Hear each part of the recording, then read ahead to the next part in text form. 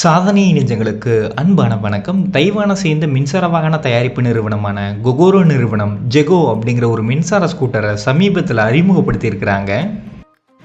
இந்த வாகனத்துடைய range 162 kilometre, அதிக வேகம் மணிக்கு 68 கிலோமீட்டர். இந்த வாகனத்துடைய லெக்ரூம் ஸ்பேஸில் பார்த்தோம் அப்படின்னா 28 இன்ச் அளவுள்ள லக்கேஜ் வைக்கிற அளவுக்கு ஸ்பேஸ் கொடுக்குறாங்க. முன்புறமும் பின்புறமும் டிஸ்க் பிரேக் பொறுத்திருக்கிறாங்க. ஃபுல் எல்இடி ஆப்ஷனில் லைட்டிங் சிஸ்டம் கொடுக்குறாங்க. ஸ்பீடோமீட்டர் பார்த்தோம் அப்படின்னா கலர் டிஸ்பிளேவாக கொடுக்குறாங்க. Single and double battery pack ஆப்ஷனில் இந்த வாகனம் கிடைக்கும். ரிவர்ஸ் மோட், அப்புறம் பேட்டரி டெக்னாலஜிக்குன்னு சொல்லி ஆன்டி தெஃப்ட் அலாம், இந்த மாதிரியான ஃபீச்சர்ஸ்லாம் இருக்குது. சிவப்பு, மஞ்சள், நீலம், சாம்பல் மற்றும் வெள்ளை மாதிரியான வண்ணங்கள் இந்த வாகனங்கள் கிடைக்கும். இந்த வாகனத்துடைய விலை பார்த்தோம் அப்படின்னா US டாலர் படி $760, இந்திய மதிப்பு படி 63,816 ரூபாய்.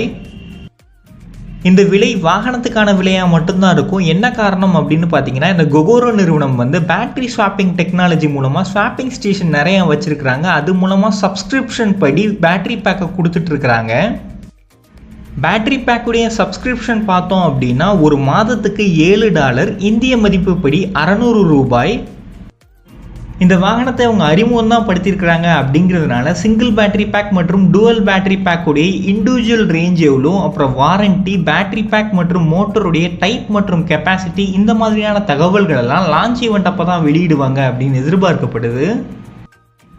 ஏற்கனவே கொகோரோ நிறுவனம் இந்தியாவில் அவங்களுடைய மின்சார ஸ்கூட்டர்களை விற்பனை பண்ணுறதுக்கான வாய்ப்புகள் இருக்குது அப்படின்னு தகவல்கள் வெளியானது. அவங்க இந்த ஜெகோ மின்சார ஸ்கூட்டரை இந்தியாவில் விற்பனை பண்ணுவாங்களா அப்படிங்கிறது தெரியல. ஒருவேளை விற்பனை பண்ணாங்க அப்படின்னா நல்லாயிருக்கும். இந்த வாகனத்தில் உங்களுக்கு எந்த அம்சம் பிடிச்சிருக்கு அப்படிங்கிறத குறிப்பிடுங்க. புதுப்பிக்கும் சக்தி, உலகை காக்கும் யுக்தி.